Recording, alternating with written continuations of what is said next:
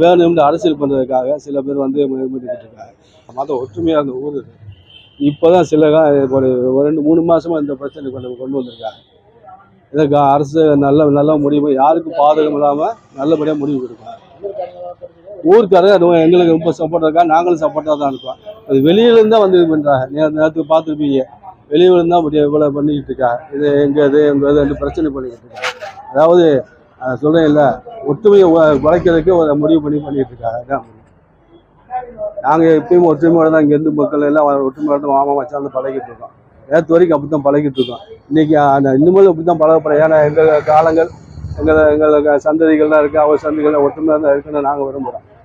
இது அரசியல் ரீதியாக ஏதோ ஒரு எலெக்ஷனை மோட்டிவ் வச்சுக்கிட்டு ஏதோ பண்ணுறாங்க. ஆனால் இது நல்லது இல்லை. மக்களை பிளவுபடுத்தி அதில் குளிர்காய பார்க்குறாங்க. இந்த இருக்கிற முஸ்லீம்கள் யாருமோ, இங்கே இந்த ஊரில் இருக்க ஹிந்துஸ் யாருமோ ஒருத்தரை சண்டை போட்டுக்கிறது இல்லை. எத்தனை மாமா மச்சான் அண்ணன் தம்பி அப்படி சொந்தம் உறவோட படுங்க. ஒருத்தரும் அவங்க தர்காவையோ இந்த கோயிலையோ ஒருத்தர் எனக்கு வேணும் உனக்கு வேணும்னு சண்டை போட்டுக்கிட்டதும் கிடையாது. இங்கிருந்து வெளியே இருந்த ஆட்கள் இது அரசியல் ரீதியாக ஏதோ பண்ணுறதுக்காக பண்ணுறாங்க. எந்த பிரச்சனையும் கிடையாது, இது வரைக்கும் பிரச்சனை கிடையாது. நாங்கள் சந்தோஷமாக தான் இருக்கோம். அவங்க நம்ம விசேஷம் வருவாங்க, அவங்க விசேஷம் நாங்கள் போவோம். ஒரு பிரச்சனையும் இல்லை. திடீர்னு வரதுக்கு காரணம் திடீர்னு வரதுக்கு காரணம் என்னன்னு தெரியல. அதான் அரசியல்வாதி அது இதுன்னு சொல்கிறாங்கல்ல,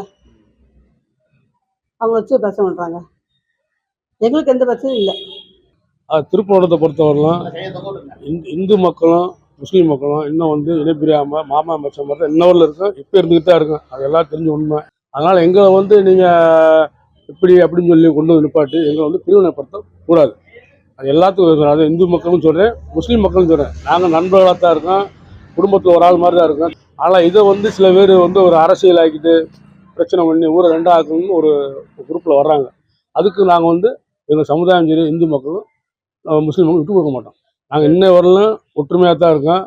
எங்களை ஒற்றுமை குலைக்கிறதுக்கு சில சதிகள் நடக்குது. ஆனால் மேக்சிமம் இங்கே யாருன்னு கேட்டால் ஒரு சின்ன கருத்து சொல்கிறேன், இந்து மக்களும் சொல்கிறேன், முஸ்லீம் மக்களும் சொல்கிறேன், வெளியூருக்காரங்களை யாருக்குள்ள கூட்டு வராங்க. எதாக இருந்தாலும் உள்ளூருக்குள்ள நாங்கள் பேசி தீர்த்துக்கிறோம். எங்கள் ஊர் அப்படித்தான் இன்னும் இருக்குது, இன்னும் அப்படி தான் இருக்கும். நாங்கள் எந்தெந்த ஊரில் எது நடந்தாலும் எங்களை பொறுத்தவரைலாம் இந்து முஸ்லீமோட தொப்புள் கொடி உறவு.